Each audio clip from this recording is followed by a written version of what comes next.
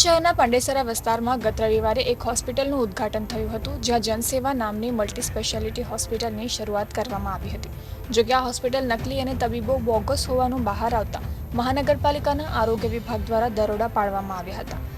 આરોગ્ય વિભાગના ઢીલા વલણ અને ઢીલી કામગીરીના કારણે જ સુરત જેવા શહેરમાં નકલી તબીબો નિર્ભયતાથી તેમની ક્લિનિક અને હોસ્પિટલ ચલાવી રહ્યા છે. ત્યારે મનપાના આરોગ્ય વિભાગ દ્વારા હોસ્પિટલને સીલ મારી દેવામાં આવી હતી.